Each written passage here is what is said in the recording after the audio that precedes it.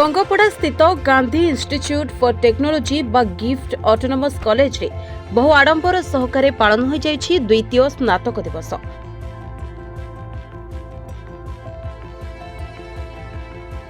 ଏହି କାର୍ଯ୍ୟକ୍ରମରେ ମୁଖ୍ୟ ଅତିଥି ଭାବେ BPUT vice chancellor professor doctor Amiya Kumar ରଥ, ସମ୍ମାନିତ ଅତିଥି ଭାବେ ଓଡ଼ିଶା ସରକାରଙ୍କ ଏସଡି&ଟିଇ ଅତିରିକ୍ତ ସଚିବ ସୁକାନ୍ତ କୁମାର ପ୍ରଧାନ ପ୍ରମୁଖ ଉପସ୍ଥିତ ଥିଲେ।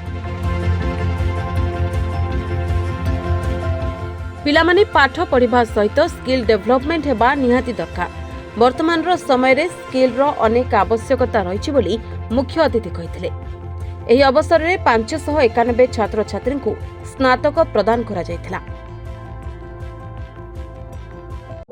आज Gandhi institute for technology GIFT आम ओडिशार गोटे leading autonomous college under Biju Patnaik university of technology आज सेकेंड ग्रेजुएशन डे पालन करुले। आपण मैंने जानी आज Biju Patnaik university of technology रे आमे पिला मानकु सर्टिफिकेट दे दउछु। जेतले यूनिवर्सिटी रो कन्वोकेशन डे होछि सेतबेले सब प्रिंसिपल मानकु सर्टिफिकेट दे दउछु। से माने मासे भितर ग्रेजुएशन डे करेंगे, पिला मानकु सर्टिफिकेट दे देबे। आज सेमती गिफ्ट गोटे ग्रेजुएशन डे करथिले, मु आस्थिले चीफ गेस्ट हे के आस्थिले। पिला माने बहुत माने जेमती आपण माने अलुमिनी मीट करूचंती माने समस्त पास हे गेलानी, से माने एकाठी हेले ग्रेजुएशन डे सेलिब्रेशन हला। ग्रेजुएशन जेमती कन्वोकेशन हुए यूनिवर्सिटी रो से बळिया ग्रेजुएशन डे हला आउ पिला मानकु सर्टिफिकेट दिया हला। आज आपण देखुचंती Biju Patnaik university of Technology रो बहुत गुड़ाक आम प्रोग्राम करुचु, पिला मानकर बेनिफिट पाई सब करा जाउची। 2 दिन रे आम रिजल्ट बाहर करछु। आपण देखिथिबे जोटा कि हमर वर्ल्ड रिकॉर्ड पाई भी सेटा पठा आइछि, इंडिया रिकॉर्ड और एशिया रिकॉर्ड पाई पठा आइछि।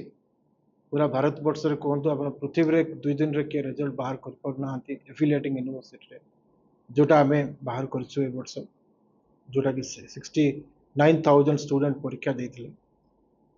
तापर विभिन्न प्रकार आम कॉन्फ्रेंस कहतु इंडस्ट्री एकेडमी कॉन्क्लेव है, बीपीयूटी टेक कार्निवल्स पिला मानकर technical events, cultural events, sports events एगुड़ा सब करुचु, हाकाथन करुचु।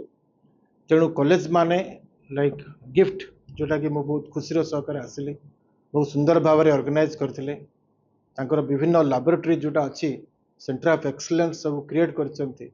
से सेंटर ऑफ एक्सीलेंस एबे बुलिकी देखिया पई मत कहउछ, मु देखिबी बुलिकी देखिबी पिला मानको बेनिफिट करी। आज देखंतु आपण पिला मानको पाठ पढ़िया सहित स्किल डेवलपमेंट बहुत दरकार।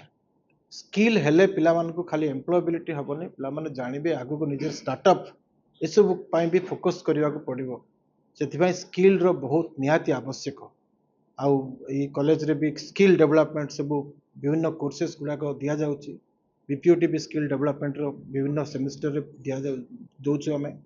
आउ जो सेंटर ऑफ एक्सीलेंस करिसंती आर्टिफिशियल इंटेलिजेंस मशीन लर्निंग रो गोटे सेंटर ऑफ एक्सीलेंस करिसंती, सेटा आगामी दिन रे आम युवपीढ़ी को पिला मानकु बहुत माने नॉलेज क्रिएशन जोटा आम ग्लोबल हब बोली कहूचे, भारत वर्ष आम विकसित भारत जहाँ करूचे, विकसित ओडिशा कहूचे, एगुड़ा को डेफिनेटली कॉलेज मानक पई आम ओडिशा पई और भारत वर्ष पई सहायक हो। इट इज नाइस दैट जो पिला 4 वर्ष 2 वर्ष तले आसते जो आशा थिला, आकांक्षा थिला, भय थिला, बर्तमान से पास होचंती मुहर जो खुशी, पेरेंट्स कर जो खुशी लगुच as a teacher, as a organiser, as a promoter of institute I feel very proud of it.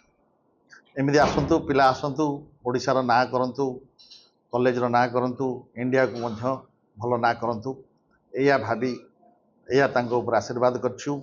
BC आसते समस्ते बहुत खुशी खुशी गले एवं पिला केते पिला आज आम 591 पिला ग्रेजुएशन देलु, से 116 जन पिला आसिक फिजिकली एठू नेले।